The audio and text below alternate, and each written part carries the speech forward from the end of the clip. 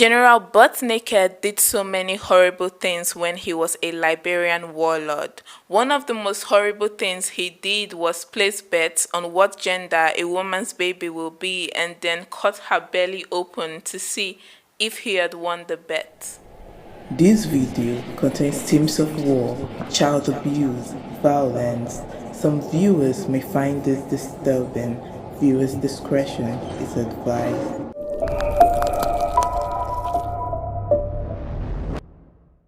Hey you guys, welcome back to my channel. Thank you for clicking on this video. Hey everybody, welcome back to my channel. Thank you for clicking on this video. My name is Omodele Salu, and if you're here, that means you're invested in true crime content as much as I am. So welcome, take a seat. I am going to be posting a lot of contents like this, so if this is something that you would like, please like, subscribe, and turn that notification bell on so you can get notified when I post a new video. Now that all that is out of the way, let's get right into today's case. The first Liberian Civil War. Hold on, this is not the kind of case you talk about when you're sober. So grab something. I have my red wine here, and yes, I'm going to be drinking straight from the bottle. The Liberian Civil War was a civil war that happened in Liberia from 1989 to 1997. But let's not get ahead of ourselves. We're going to be going 9 years back, 9 years before the Civil War.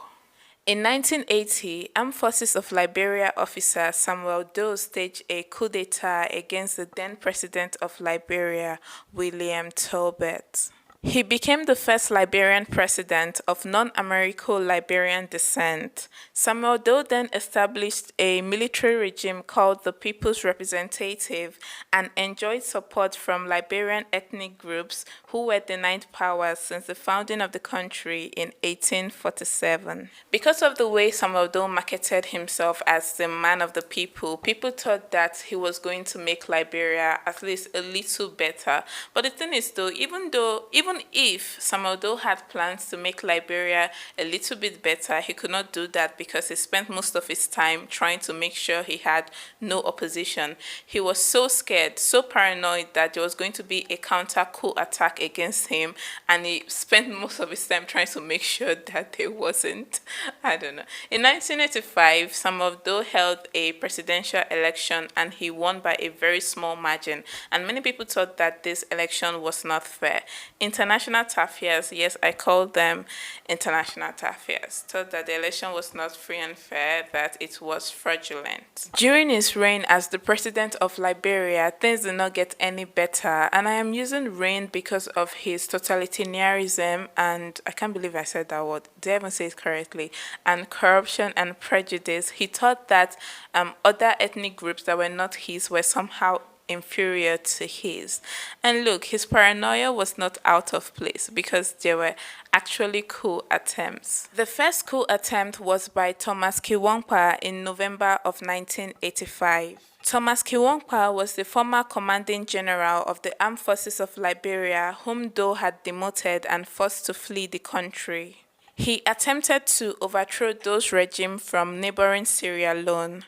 The coup attempt failed and Kiwankwa was killed and allegedly eaten. His body was publicly exhibited on the grounds of the executive mansion in Monrovia soon after his death. That same year, Charles Taylor built insurgent forces. Charles Taylor, who had left Doe's government after being accused of embezzlement, assembled a group of rebels in Côte d'Ivoire, mostly ethnic groups who felt discriminated against by Samuel Doe. They became known as the National Patriotic Front of Liberia, NPFL. In 1989, the National Patriotic Front of Liberia, NPFL, launched a rebellion against Samuel Doe's regime, starting a civil war. The National Patriotic Front of Liberia, NPFL, led by Charles Taylor, invaded Liberia from the Ivory Coast to overthrow Samuel Doe in December of 1989, and they gained control over most of the country within a year. Now, while all of this is going on in Liberia as a whole, the NPFL are having their own issues within the group. They're not agreeing on most things, and so a small group broke out of that group, and they call themselves the INPFL. Not to be confused with the NPFL, so they just added independent, the Independent National Patriotic Front of Liberia. A plus for originality. In September of 1990, the Independent National Patriotic Front of Liberia, INPFL, led by Prince Johnson, captured and executed President Samuel Doe. Minutes into this video, and I know you all are wondering, what about freaking General Butt Naked? That was why I clicked on this video. Well, the time has come.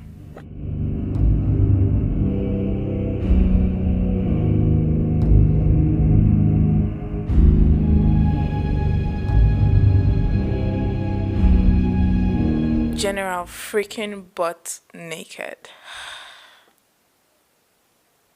General Butt Naked was born Joshua Milton Blahyi on the 30th of September 1971 in Monrovia, Liberia. He was born into a Kran family.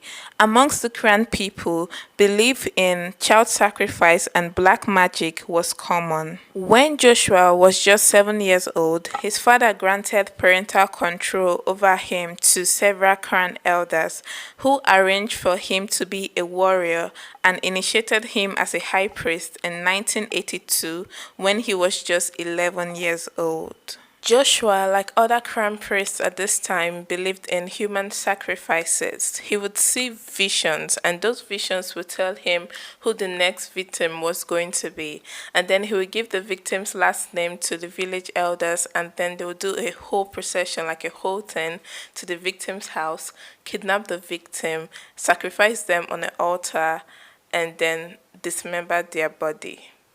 In June of 1991, the United Liberation Movement of Liberia for Democracy, ULIMO, was formed by supporters of the late President Samuel Doe and former armed forces of Liberia fighters who had taken refuge in Guinea and Sierra Leone. It was led by Raleigh Siki, G.V. Cromer, and Roosevelt Johnson. Joshua Milton Blahyi joined the United Liberation Movement of Liberia and created his own unit. So they were like a group of soldiers and he was their leader, right? And they called themselves the Naked Base Commando because they would go to war wearing nothing but their shoes and charms. The charms, they believe it will make them immune to bullets. So there you have it.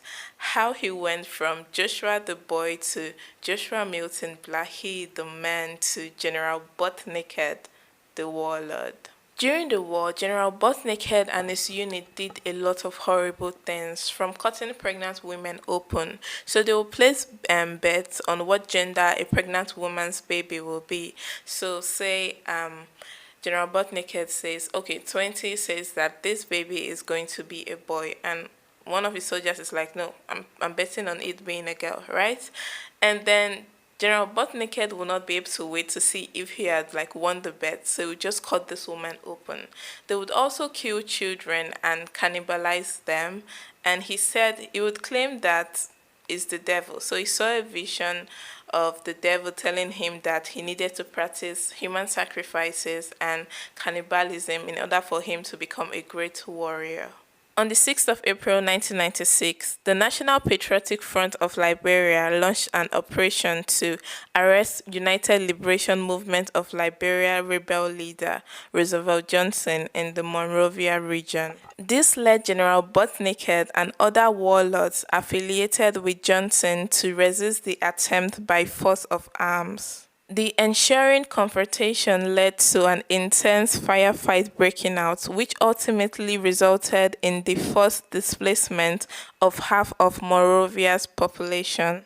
According to Damon Tarbell of The New Yorker, during the firefight, a bystander reported seeing General Butt Naked standing on top a truck, holding an assault rifle in one hand and a man's severed genitals in the other. In 1996, as the First Liberian Civil War was gradually coming to an end, General Butt Naked said he saw a vision with Jesus Christ telling him to stop being a slave. Yes, another vision. And so he decided to give his life to Christ and become a better man. He became an evangelical preacher ministering to Liberian refugees in Ghana, along with former combatants who had served under him during the conflict. From 2006 onwards, Joshua Milton Blahyi also made several visits to Monrovia slums in an effort to engage with and assist former child soldiers who were living there. In 2008, Joshua Milton Blahyi became the first Liberian warlord to testify before the Liberian Truth and Reconciliation Commission, which was established to investigate reports of the atrocities committed during the First and Second Liberian Civil Wars. During his testimony, which was broadcast live on television in Liberia, Joshua Milton Blahyi testified that he believed the number of murders committed by him and the naked base commandos to be at least 20,000 in total. He was recommended for prosecutorial amnesty by the Liberian Truth and Reconciliation Commission.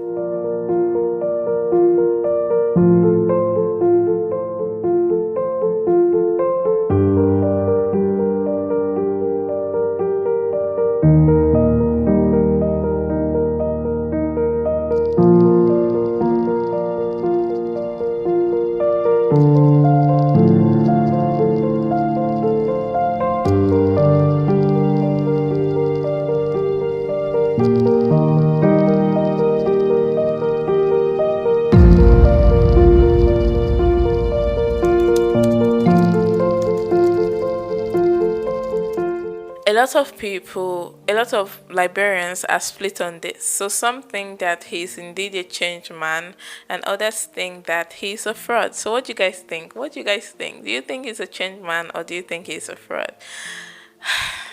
I don't know.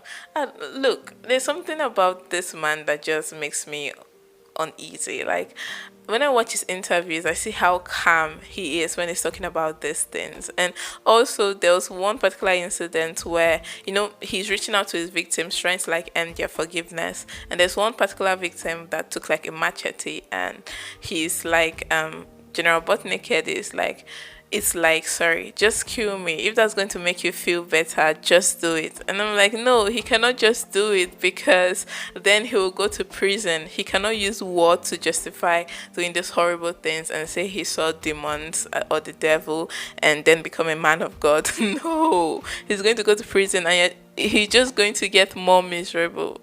So I don't know. It's just giving off kind of like I want people to like feel sympathy for me. So I'm doing all of this.